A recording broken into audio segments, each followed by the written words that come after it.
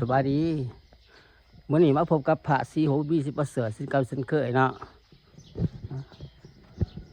พระสีโหสิผ้าไปส้มเบี้ยวทงไห้ทงหน้าเนาะไปทุกคนไปบนน้ำกันทงไห้ทงหน้าย่ามมือสาวส้มเบี้ยว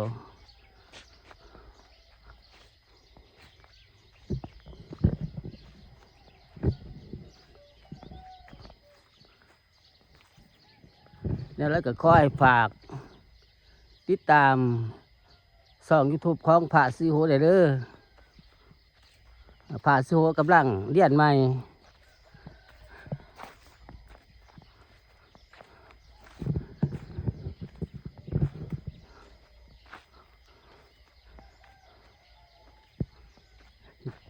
ย่ำเศร้าๆพระสีโหพระหล่อพระเที่ยวทงไห้ทงหน้า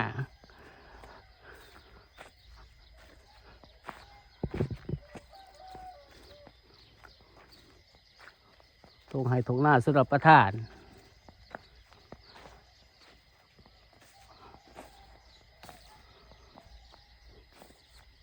ขอให้ฝาก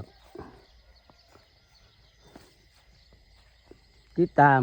ส่องบุตรของพระสีโหบุญมีศรีประเสริฐแด่อันนี้สุดประทานของสุดประทานพระสีโหสิผ้าดูผ้าส้มเบี้ยว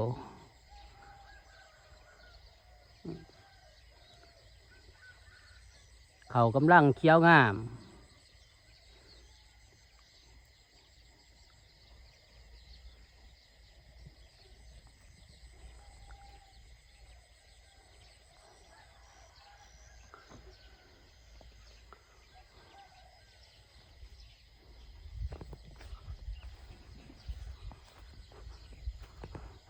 ดอกบนน้ำกันนะทุกคนนะฟ้าหล่อฟ้าเที่ยวฟ้าส้มวิว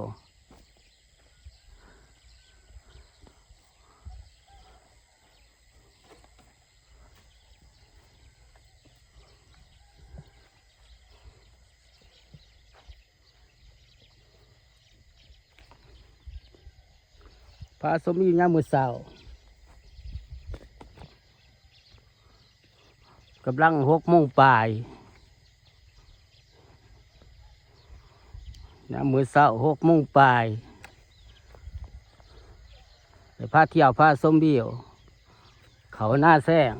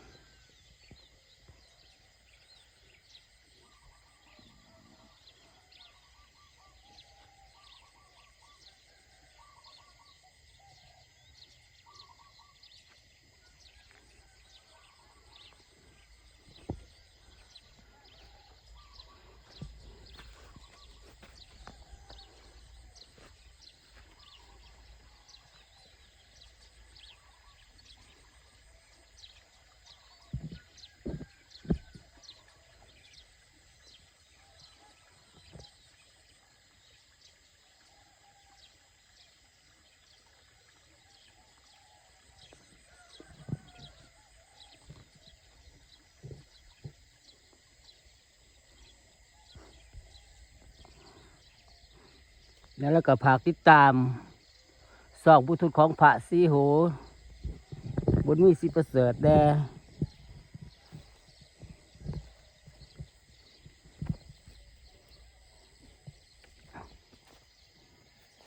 กดไลค์กดแชร์เด้อ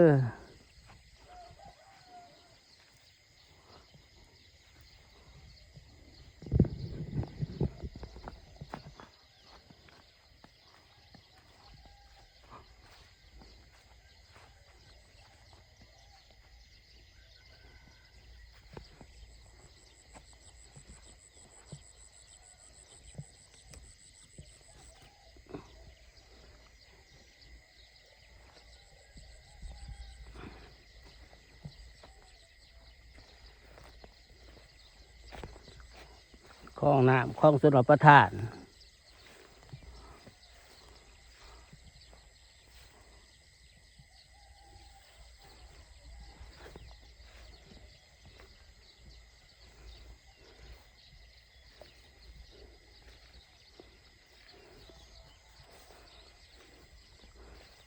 พระซีโอผ้าที่เอาส้มบิวเขาหน้าแซง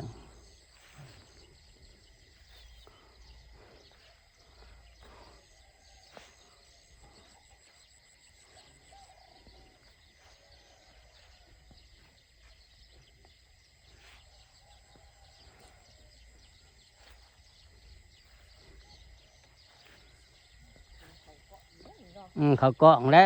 เขากล้องยังบุษเศร้าไปอัดน้ำหน้าเหรอไปอัดน้ำหน้าแซงแม่ถมไปอาบน้ำหน้าแซงโพเซียนภาษาเจ้าก็ไปเนาะข้าหลาน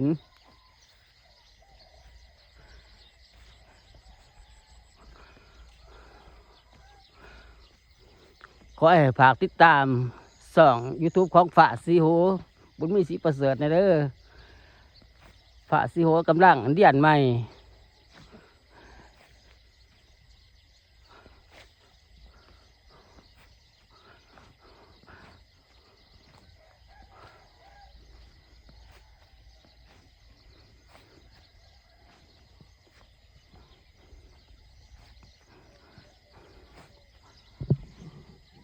ผ้าสีโหสิผ้าส้มเบี้ยวเขาหน้าแซงย่ำสาว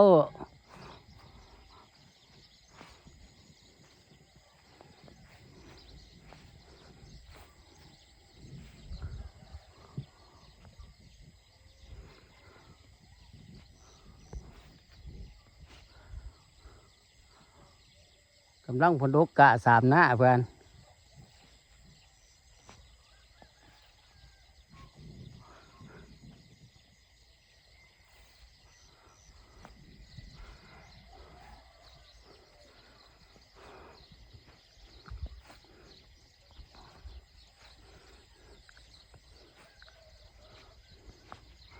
เขาหน้าแซงกำลังเคี้ยวงาม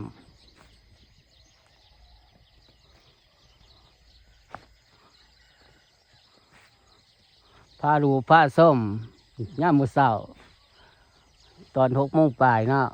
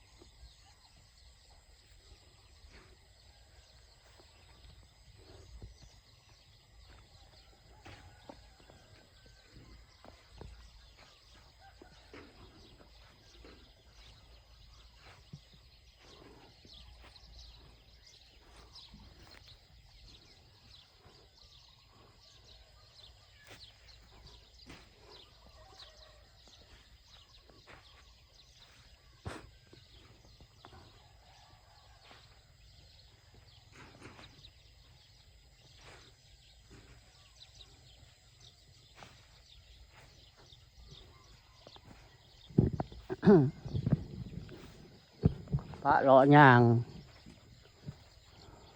ส้มเบี้ยวเขาหน้าแซงขอให้ฝากติดตามส่อง YouTube ของพระซีโหบุญมีศรีประเสริฐแลกดไลค์กดแชร์พระซีโหเลยพระซีโหสิฟ้าย่างฟ้าส้มย่ำสาว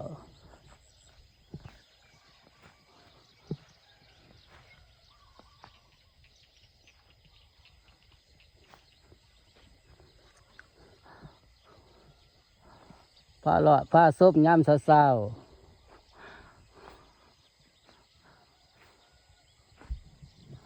รรมศาสตร์สวยงาม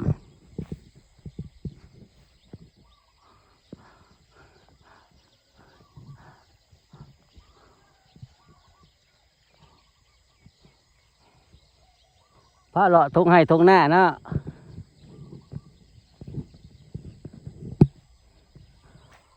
พระเลาะไปตามทงให้ทงหน้า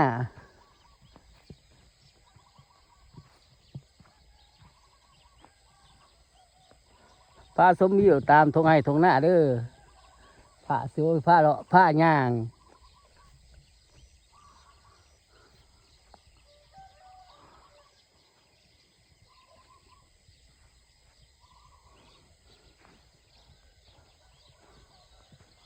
ไปลูกหลานผสมกัน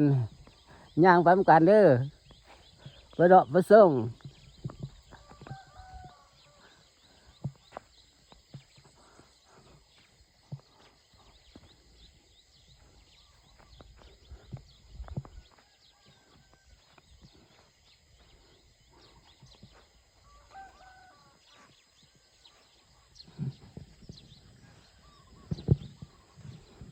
คลองน้ำอันมันคลองน้ำบนคลองน้ำปูนคลองน้ำ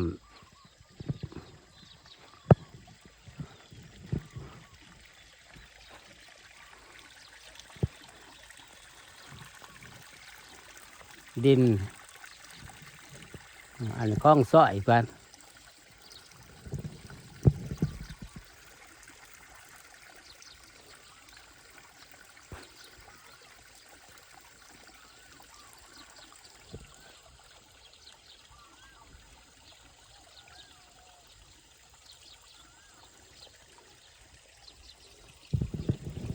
ขอให้เป็นกำลังใจให้พระซีโอได้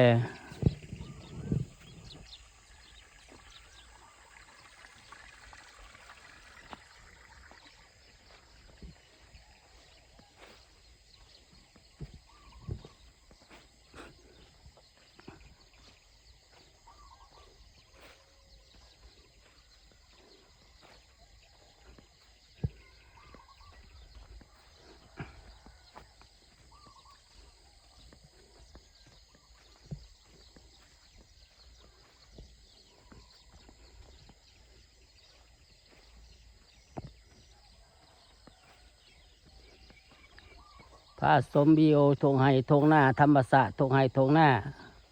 เดาะทงให้ทงหน้า